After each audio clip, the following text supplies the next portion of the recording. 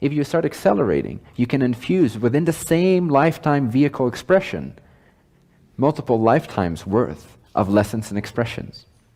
Whereas if you are completely oblivious from birth on onward till your death, you might have to take 10 lives just like that to express one life's worth of lessons and expansion. But since you are all here, I take it that you are paying attention, at least to some extent. So that is good. That is applaudable. That is great. That's beautiful. And I thank you. I thank you for listening. And thank you for opening up to spirit, to higher wisdom, to resonance, to what feels good, and to an extent to what I have to share. I appreciate that. Purity, service, and balance helps to achieve higher states of focus and union more easily. What do I mean by purity and service? Let's just focus on purity. I think I've dealt with the service aspect. Purity and balance. What is purity? Purity can be experienced as the immediate result, as the immediate effect that the intention to be pure has on your consciousness. Simply that. Just intend to be the highest purity you can be. What would that look like?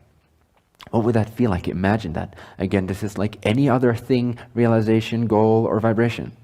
It's all vibratory states of consciousness. It's all consciousness generating a different frequency experience of itself. That's all you'll ever experience, is consciousness having a particular frequency experience of itself.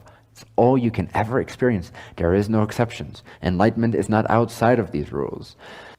Materialism is not outside of these rules. It's all consciousness vibrating, experiencing itself. You can never experience matter. You can only experience what you have to say about it. Have you ever noticed that?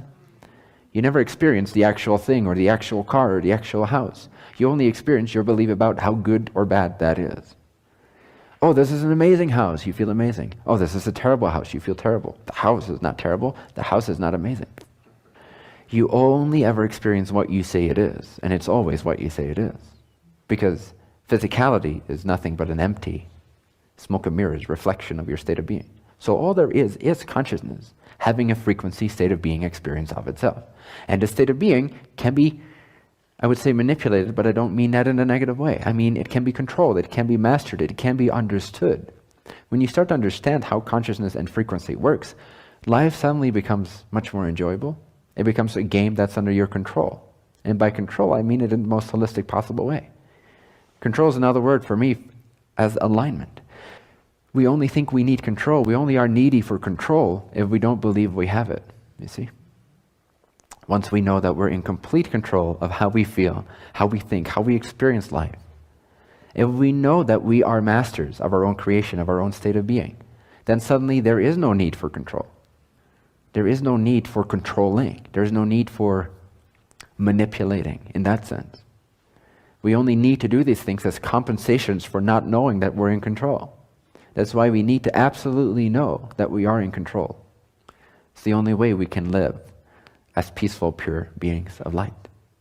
You have to know you're in control. Whenever you feel disempowered, you're going to express that in some ways. It's what we could call the ego effect. It's not an actual thing, it's an effect. You put water and sunshine together, you get the rainbow. Pull away one of these two, the rainbow no longer exists.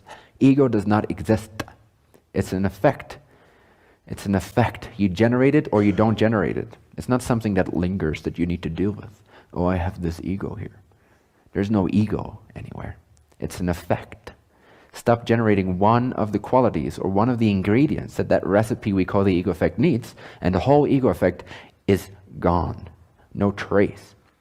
Sure, it may be regenerated, but then you regenerate the effect. It's not actually there when you're not creating it. So there's not two of you. There's not you consciousness and then you the ego. Does that make sense? There's only you consciousness either generating an ego effect within its consciousness or not generating an ego effect and generating whatever it desires. Here's the irony. If you choose only what you desire, if you choose only to feel how you desire to feel and express yourself as you desire to express yourself and generate or go for the things that you truly resonate with, there is no space left in your consciousness to generate the compensating substitute servant, because that comes from unconsciousness. It comes from giving away your power. It comes from not owning your reality.